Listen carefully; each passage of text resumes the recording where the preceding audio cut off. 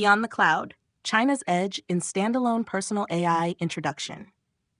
Imagine a table scattered with glowing screens, laptops, tablets, and mobiles, not in the hands of executives or engineers, but of teenagers laughing together, swapping images, and showing off what their personal AIs have just created. Above the devices flicker icons of clouds, circuits, and subtle Chinese motifs, a digital aura woven into their play.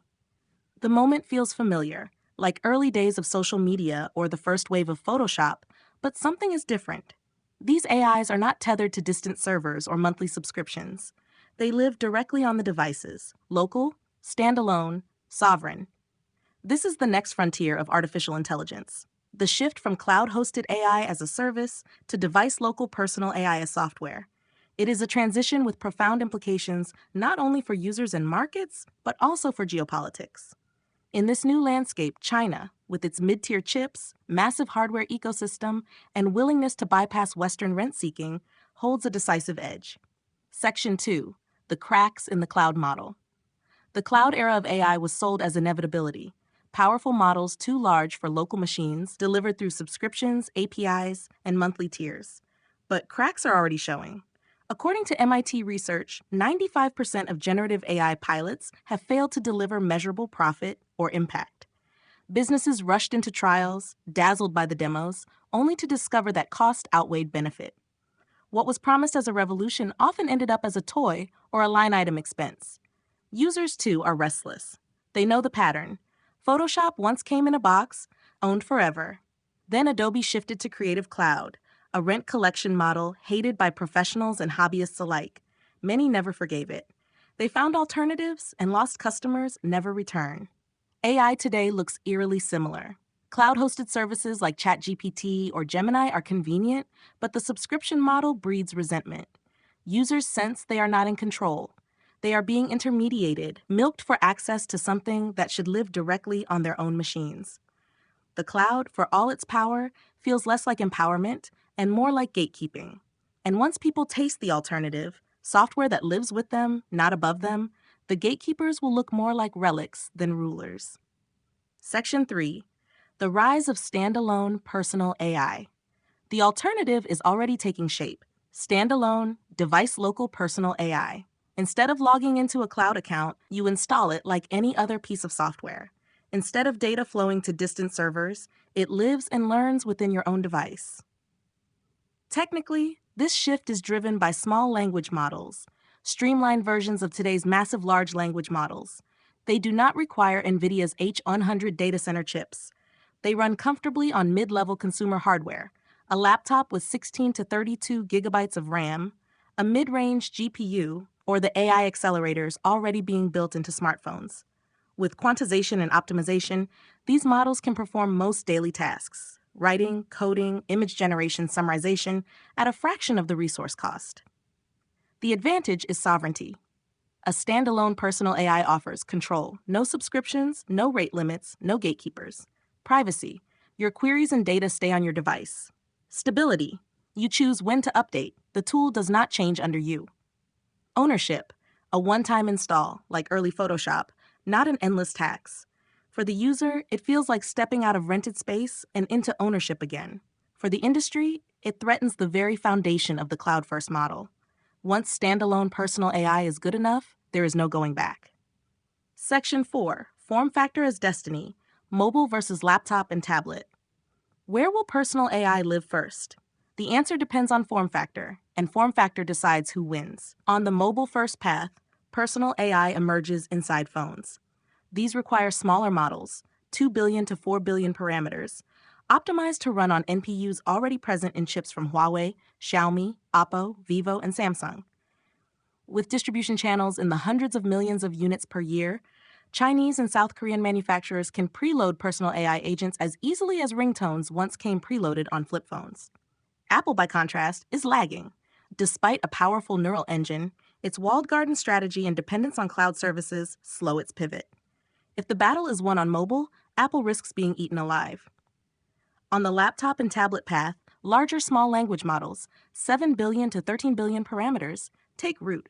These do not need bleeding-edge GPUs, only decent mid-tier silicon, which China already produces at scale. Lenovo, Huawei laptops, Honor tablets, all are perfectly positioned to ship with standalone AI built directly into the device. Western manufacturers could compete here, but only if they shed their addiction to cloud tethering and subscription lock-in. Both paths point to the same outcome. Hardware distribution is destiny. Whoever owns the devices that ship with personal AI by default will own the next platform shift. And in both mobile and laptop ecosystems, China's hardware advantage looms large. This content is brought to you by Bobby Gigs. Promote your brand here and reach a wide audience across platforms like YouTube, Instagram, and Facebook. Follow the links in the description to get started. Section 5. China's Strategic Edge. China does not need to outgun the West in bleeding-edge data center GPUs to win the AI race. It only needs to own the mid-tier silicon that powers everyday devices, and it already does. Domestic chip supply. Export bans on NVIDIA's H100 or H200 may slow Chinese hyperscalers, but device-local AI does not need those chips.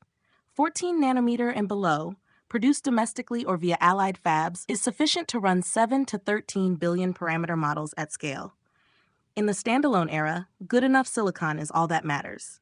Manufacturing and distribution. China dominates global laptop and smartphone assembly. Lenovo, Huawei, Xiaomi, Oppo, and Vivo already command enormous distribution networks. Embedding personal AI in these devices is not a leap, it is a firmware update.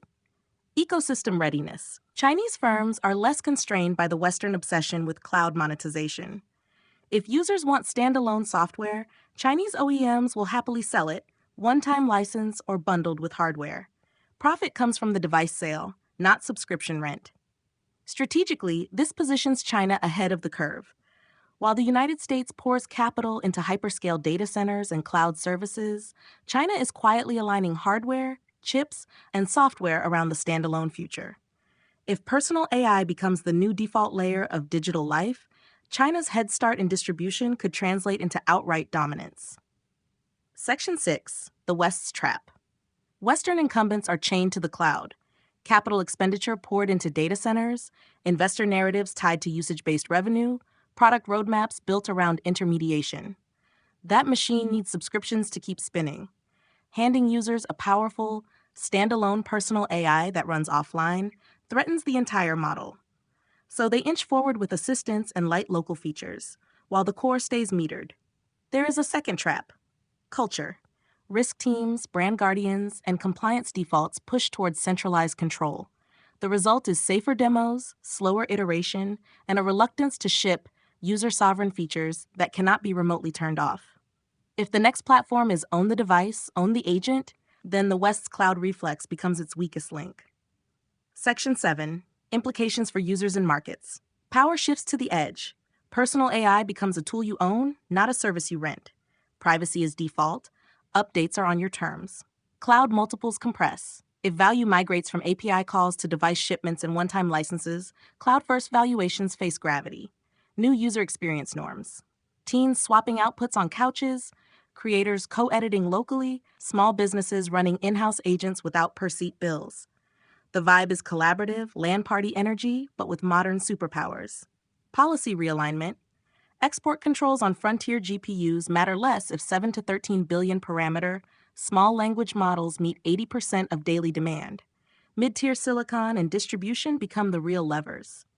Conclusion. The story is simple. The cloud era taught us what AI can do. The standalone era decides who controls it.